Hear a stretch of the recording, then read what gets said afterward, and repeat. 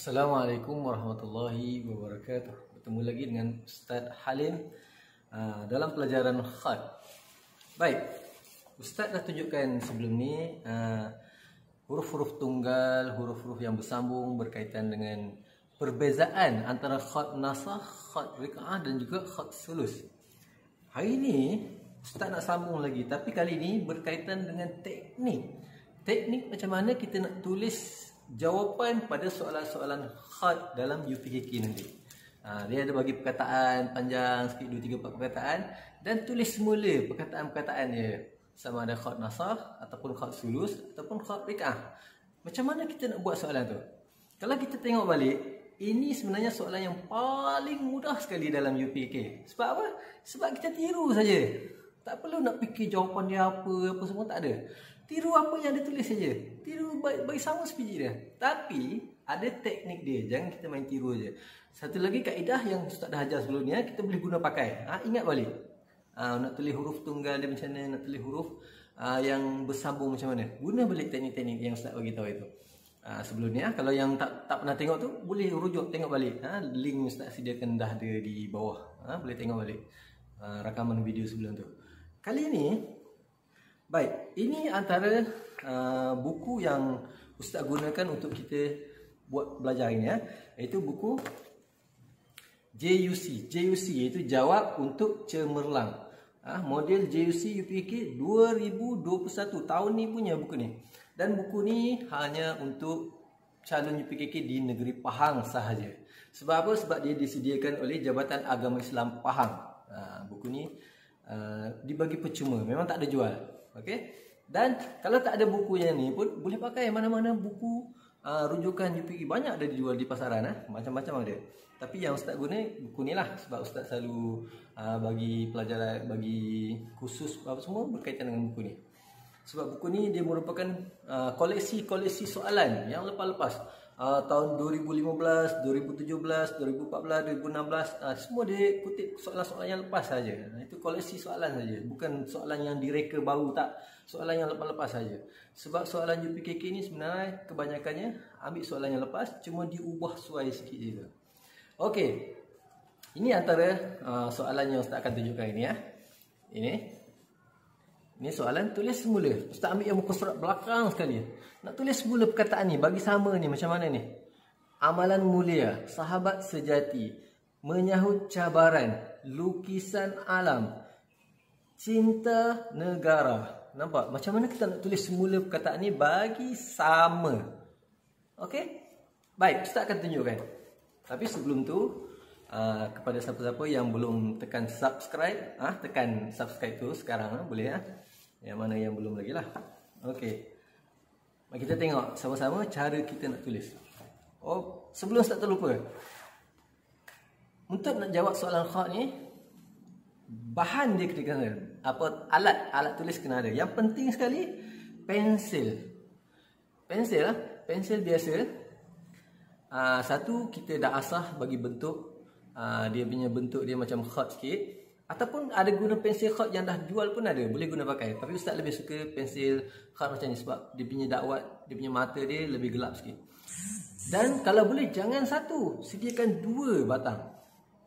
Tak cukup 2, 3 batang sediakan. Sebab dalam pensil kita tak adalah pen patah apa semua, nak cari sharp, nak pergi sharp, nak apa semua. Masa dah tak ada dah masa tu. Sediakan 3, 4 batang. Macam tu, sediakan. Dan yang keduanya, pensil kalau boleh biar lebih sediakan. Yang kedua, pembaris. Pembaris satu cukup lah. Pembaris dia takkan rosak lah, satu pun dah cukup. Yang ketiga, pemadam. Pemadam kena ada. Dan yang keempat ni, sharp ataupun pengorek ni emergency case saja. Kalau dah betul-betul patah semua baru guna sharp. Tapi untuk buat asah pensil ni, kita kena guna pisau lah. Kalau guna masyak, dia tak akan jadi bentuk lepel macam ni. Dan yang akhir sekali, alat yang kita kena ada iaitu kertas A4. Bawa, tak ada masalah. Masuk PSA bawa kertas A4 kosong saja. Jangan ada yang bernota apa semua pula. Yang kosong saja, depan belakang kosong, tak ada apa-apa. Ada guna dia. Nanti Ustaz akan tunjukkan kenapa kita guna kertas A4 ni. Okey, kita akan pergi kepada soalan kita. Okey, ini soalan yang kita akan cuba buat. Kita akan tulis semula bentuk dia yang sama macam ni. Sebenarnya dalam ni banyak lagi ni. Ini pun ada. Banyak kita boleh guna. Tapi Ustaz akan tunjuk yang belakang aja. Ni pun soalan dia juga. Ni tahun 2018. Kalau tengok sini 2018 punya soalan. Yang ini soalan 2017. Hari Pahlawan Ciptaan Baru. Okey, ini pula soalan tahun 2016. Ini koleksi sebenarnya. Okey, sekarang kita akan ambil ke ini. Apa yang kita kena buat? Nak bagi sama ni, macam mana? Jawapan dia kita tulis kat sini. Okey, ini cara dia. Yang pertama pembaris dan pensil. Pensil, okey, yang pertama sekali kita guna pensil yang mata biasa saja. Ambil yang mata tajam ni. Mata tajam. Jangan ambil yang pensil hot lagi. Ini yang hotnya, lepeh sikit. Tak boleh ambil lagi yang ni Kita ambil yang mata tajam ni. Apa yang kita kena buat? Okey, garis. Buat 2 garisan, itu penting. Tengok bahagian atas ni. Kalau kita tengok huruf lam ni dekat sini dengan lam dekat sini, dia mesti sama tinggi. Garis bayang-bayang saja, tak perlu tekan. Garis macam tu saja. Bayang-bayang saja. Dan yang kedua, tulis bahagian huruf ni. Garis bahagian huruf yang bukan nun, bukan waw ni, yang tengah-tengah ni. Ni, garis yang tengah-tengah ni. Bayang-bayang saja. Sebab bahagian ni ya, dia akan sama dengan garisan yang ada kat sini. Garisan yang kita akan buat jawapan ni. Dan yang ketiganya, garis bahagian bawah huruf nun dan waw ni. Okey, maknanya kita dapat 3 garisan di sini. Nampak? 3 garisan. Okey. Dah selesai, kita pastikan garis 1, 2 dan 3 di sini. Okey, bagi nampak tapi jangan masa periksa tulis 1 2 3 pula. Ustaz nak tunjuk sini bagi nampak saja. 1 2 3. Okey, garis yang kedua ni adalah garis untuk kita buat jawapan ni. Ni 2. Ni semua garis 2 kat sini. Okey, ya, jadi kita kena buat garis 1 dekat atas ni, bagi sama ni. Bagi sama 1 dan garis 3. Letak garis 3. Ini gunanya pembaris Garisan. Kita nak buat khat. Jadi kita kena guna khat. Kena guna khat maksudnya kena guna garisan. Khat tu bermakna garisan. Ini garisan dia. Ini khat. Ini khat. Baik, yang kita dah garis 1 2 3. Okey, yang kedua kita garis ke depan dan belakang pula di sini. 1 di pangkal di hujung. Okey, di sini pun sama, di pangkal dan di hujung. Perkataan yang kita nak tulis tu. Lagi banyak kita garis, lagi cantik tulisan sebenarnya. Tapi tak naklah banyak-banyak sangat. Okey, sekarang kat sini pun sama. Kita buat satu anggaran. Antara 1, 2. 1, 2 di sini. Satu perkataan, 2 perkataan. Anggaran dia, 1 ke sini, kita buat anggaran. Bagi seolah-olah tepat. Anggaran 1 dan 2 kat sini. 1, 2. Kemudian yang 1, 2 sini kita buat sebelah dia. 1 dan juga 2. Yang ini dekat saja. Jadi kita rapatkan sikit. Kena pandai agak. Kena pandai agak. Agakkan yang silap, tulisan kita tak akan sama. Okey, sekarang kita mula tulis. Kita guna pensil khat. Baik. Kalau tengok pada huruf ni, dia tak tebal mana. Tak macam yang sini. Sini kita nampak gelap, tebal sikit. Ini tak tebal. Jadi, mata pensil yang kita dah buat tadi, lepeh, kita cuba nipiskan dia. Menggunakan kertas A4 tadi. Asah. Ini tujuannya. Kertas ni disediakan. Asah. Bagi dapat bentuk yang sama lepeh. Okey, kita dah dapat bentuk dia. Macam ni. Okey, sekarang kita mula tulis. Tulis tak perlu cantik sangat. Tulis bagi kaedah. Ini ain dan mim di sini, huruf dia kat sini. Okey, ain, mim, lam. Ni nampak garis 1 lam ni sampai garis 1 ni. Jangan lebih panjang. Lam. Dan huruf nun yang ekor dia boleh sampai ke angka 2. Okey, nampak? Boleh? Mulia, mim. Mula balik di garisan 1. Ekor dia jangan lebih daripada garisan bawah ni. Garisan 3 tadi. Dan lam alif.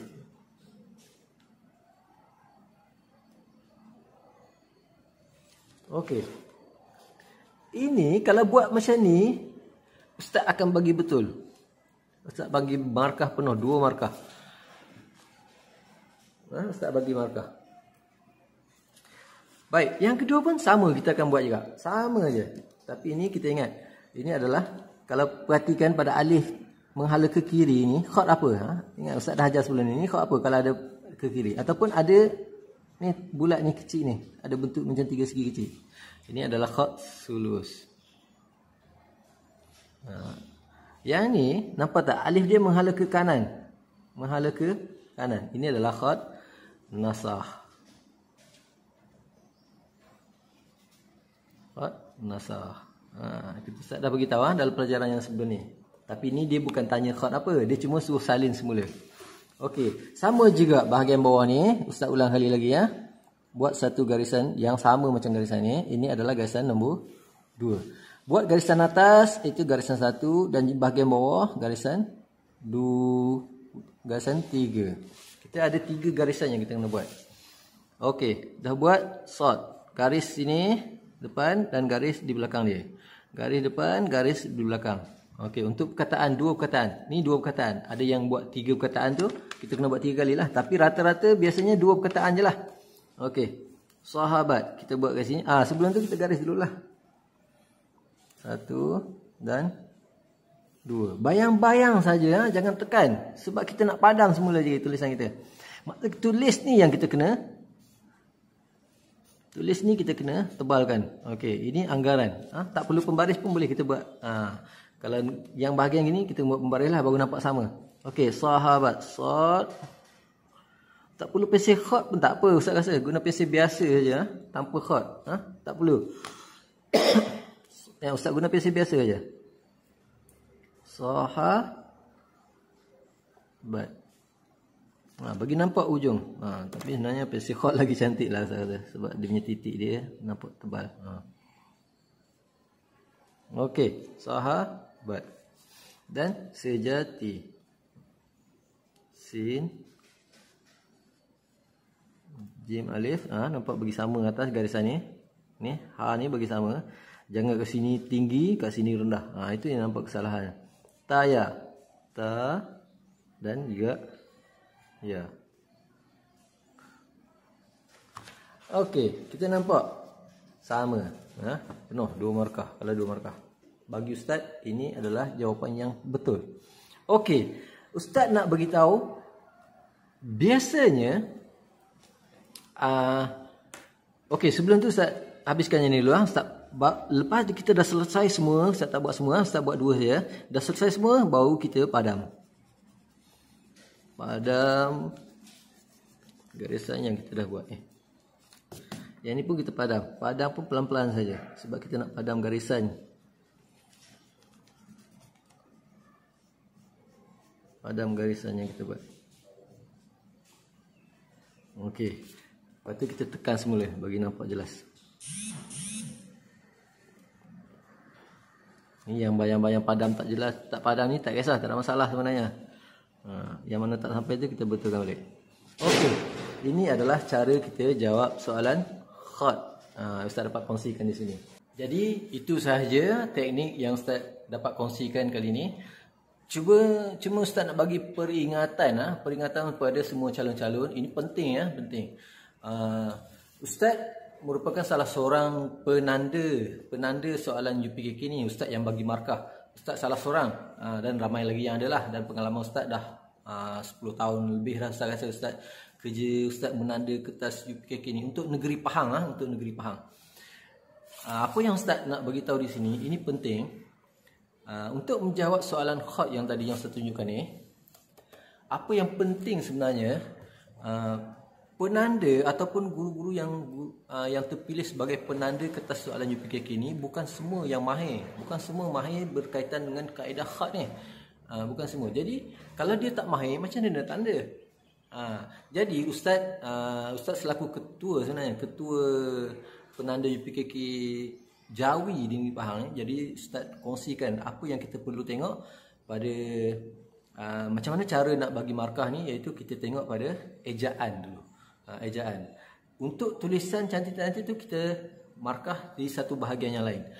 Untuk ejaan tu yang kita akan potong. Markah penuh, contohnya markah penuh 20.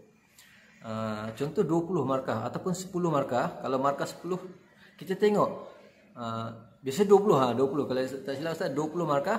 Kita tengok pada ejaan dulu. Yang pertama, satu kesalahan ejaan kita potong 1 markah.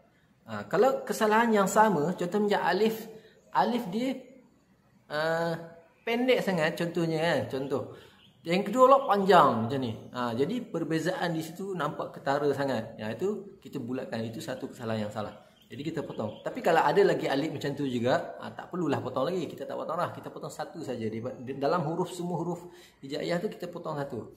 Huruf jim contohnya. Huruf jim, tiba-tiba jim dia tak ada titik. Betapa sayangnya disebabkan satu titik, markah dia dah dipotong satu. Itu satu. Itu penting. Saya ingat peringatan dia. Titik dia tak ada. Huruf jim jadi huruf ha. Okey? Ataupun huruf sin lah. Huruf sin, gigi yang sepatutnya 3 dibuat 2 saja. 1 dipotong juga. Huruf ga. Huruf ga yang ada titik tiba-tiba jadi kaf, tak ada titik. Huruf ya sepatutnya, Ustaz dah tunjukkan sebelum ni ya. Huruf ya dalam huruf yang bersambung, cara sambung yang salah tu. Huruf ya yang sepatutnya kepala bila sambung tak ada gigi, tiba-tiba bila sambung dia ada penambahan. Itu juga dikira salah. Tapi rata-rata kebanyakan yang Ustaz jumpa titik lah, tertinggal titik. Sayang betul lah titik, tertinggal titik. Huruf ba tertinggal titik, 1 dah kena potong. Huruf jim tertinggal titik, kena potong lagi. Kita tak potong, ba dah potong, jim tak potong, tak. Kita akan potong juga sebab ba huruf lain, jim huruf lain. Itu penting. Itu antara kalau tulisan dia kurang cantik macam mana pun, itu kita akan kira potong sikit-sikit saja di belakang. Di akhir selepas kita dah cari kesalahan ejaan. Kita nak ejaan yang penting. Padahal soalannya ni, soalan yang Ustaz tunjukkan ni, ini soalan paling mudah bagi Ustaz. Tak apalah, Ustaz memang boleh tulis. Tapi cara dah Ustaz beritahu tadi, dia akan jadi mudah. Sebab apa? Sebab tiru bagi sama saja. Titik, jangan cuai. Penting sangat untuk soalan UPKK ni. Jadi itu saja Ustaz rasa. Nasihat Ustaz supaya berhati-hati dalam menulis. Dalam menjawab. Soalan khot 20 markah di situ senang sangat untuk dapat penuh. Rasa setakat itu saja yang Ustaz dapat kongsikan. InsyaAllah pada pelajaran yang akan datang, Ustaz akan kongsikan lagi berkaitan dengan teknik-teknik nak jawab soalan daripada mula. Daripada mula soalan UPKK ni. Umum, Ustaz akan ajar umum. Ni, teknik jawab untuk cemerlang UPKK, Ustaz akan ambil daripada mula lepas ni. Daripada soalan yang pertama, bulatkan ejaan yang betul. Macam mana cara yang betul kita nak buat. Ustaz tak nak cerita uraian tentang soalan, tapi tentang arahan Ustaz akan kongsikan berkaitan dengan arahan. Banyak arahan yang Ustaz tanda sebelum ni, banyak berlaku kesalahan. Kesalahan cara jawab yang kadang-kadang menyusahkan penanda. Nak tanda, nak bagi markah ke, tak nak bagi ke. Kadang-kadang perasaan geram tu pun ada. Sepatutnya buat macam ni, dia buat macam ni. Itu yang rasa terkilan sangat dengan murid-murid yang jawab soalan macam tu. Lain yang disuruh, lain yang dibuat. Padahal soalan rasa senang sangat. Okey, cukup dekat tu. Ustaz cakap panjang pula kali ni. Rasa kita jumpa lagi lah dalam video yang akan datang, InsyaAllah. Assalamualaikum. Jangan lupa subscribe, like dan share dengan kawan. Assalamualaikum. Baik, jumpa lagi.